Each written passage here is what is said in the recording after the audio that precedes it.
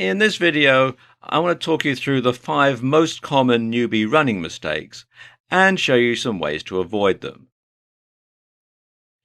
Now, mistake number 1 is not warming up, and this is the most common newbie mistake. People go out cold and just try to wing it. And this is actually a very bad idea, because when you're not prepared for your run, you're going to put your body under all sorts of stresses and strains that it's not used to right away. So it's like going from a standing start in your car to trying to get to 0 to 60 in about 2 seconds. You're not going to be able to do it, especially if the engine is cold, it's a cold winter's day, that sort of thing. And it's the same with your body. And the problem is, of course, if you go out cold, if you haven't warmed up, it can lead to a number of different injuries. Most commonly are strained or torn muscles, especially the hamstrings. It can lead to sprains. It can lead to torn ligaments and cartilage. It can cause injuries to your bones and joints. And all of these injuries can lead to inherent weaknesses in the future. And of course, these are injuries that can have long-lasting effects. You might be unable to go for a run for weeks or even months, and then you might perhaps decide to give up on the whole idea of running altogether, which would not be a very good thing. And you can avoid all these injuries by establishing a warm-up routine. Now, this routine should be a dynamic routine rather than a static one. And there's a couple of really good websites that you can look at to see some dynamic warm-up exercises. The first one is here on menshealth.com, and you can see they've got this 5-minute warm-up that makes you run faster. And this gives you a lot of good information here. They also have some other warm-up routines on this site as well, so you might want to just simply do a search on the website. But to come to this particular one, it's menshealth.com/fitness/best-pre-race-warm-up. The other one is on runnersworld.com. And this has got a number of different warm-up exercises. You can see they recommend 5 different exercises: hip flexor stretches, leg flexor stretches, leg extensor stretches, plantar flexor stretches, and hip extensor stretches. And you can see they've got diagrams and instructions here. And also, come to the top here, they've got a video that shows it being demonstrated. And the site is runnersworld.com/the-5-exercises-to-before-every-run. And it's /slide/1. Okay, mistake number 2 is not cooling down after a run. And just like not warming up, this is a very common newbie mistake.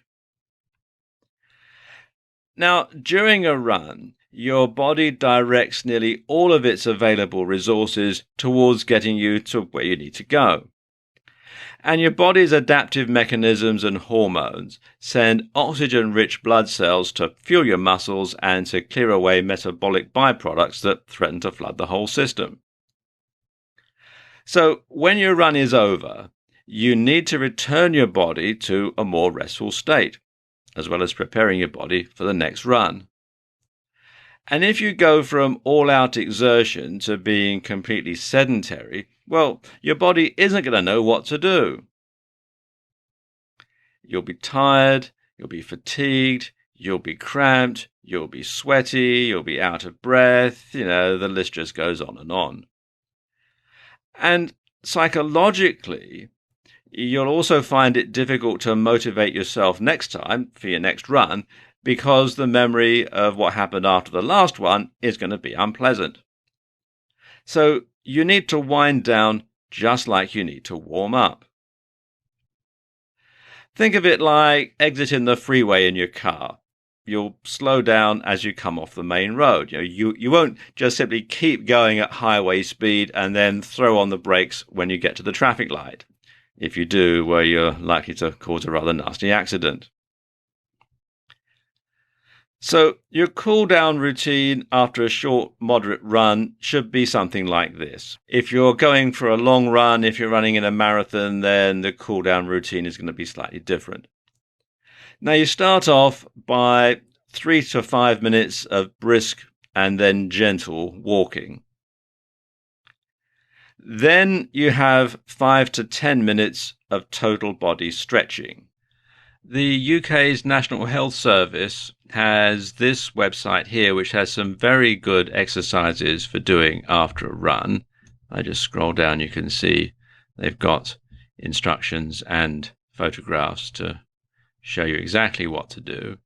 And you can find out more at www.nhs.uk/live well with a capital L /C25K /pages with a capital P /how-to-after-a-run.aspx.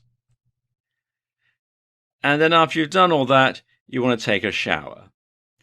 Now, don't make your shower too cold because that could cause your body to go into shock. So you want to have it, sort of a tepid type of shower, really. Okay, mistake number 3 is trying to do too much too soon. And this is, again, a very common mistake. You know how it is. You're watching TV coverage of the New York Marathon or the Olympic Games and you think, yeah, I'd like to do that. And you've just started running, or maybe you've been running 1 or 2 times a week for a couple of months. So you go out and you sign up for your local fun run and you think, yeah, this will be great, this will be good, I'll be able to do this, no problem at all, it's a walk in the park, or it's a run in the park anyway. Only to find yourself finishing last, best case scenario, or having to pull up because you're exhausted or, worse still, injured. Not only can this cause lasting physical damage, but it can also badly dent your confidence and make you not want to go out and repeat the experience again. So, if you're going to run in the New York Marathon, or any long-distance race really, you need to start training at least a year beforehand. So you want to build yourself up slowly.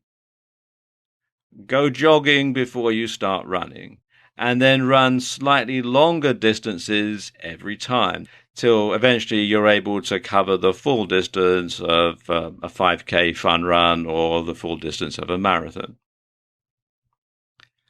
Now, most importantly, you need to rest between runs. And lots of people don't do this when they're just starting out. They decide that they're going to just go at it over and over and over again. But it is actually very important that you rest between runs, because this will give your body time to repair and recover.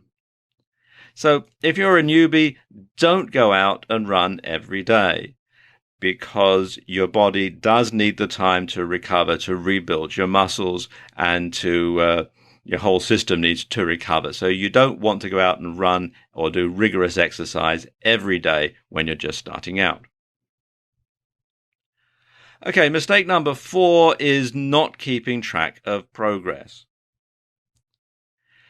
And you should run a bit further every time, like I was just saying.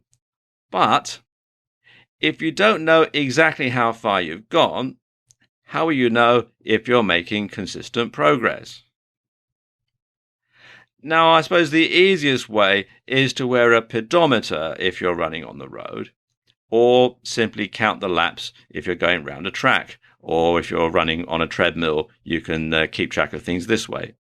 You can also have a stopwatch to keep track of your best times. And you can pick one up on eBay quite cheaply, You can just get a regular old stopwatch, or you can get stopwatches with pedometers built in and all sorts of other good stuff. And of course, you should write it all down. Just a simple pen and paper, a pocket notebook, or a diary is sufficient. Or you can get an app for your smartphone.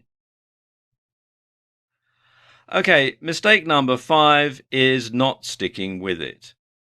Now, staying motivated can be a problem, especially in the winter when it's too cold to go out running and getting to the gym is a hassle.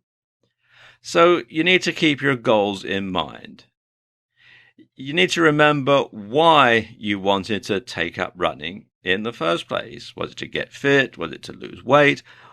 Why did you want to take up running in the first place? Keep that in your mind. And as you monitor your progress and you monitor your goals, you can see how close you are to achieving them. And when you reach them, set new goals. There's always a new horizon to run towards.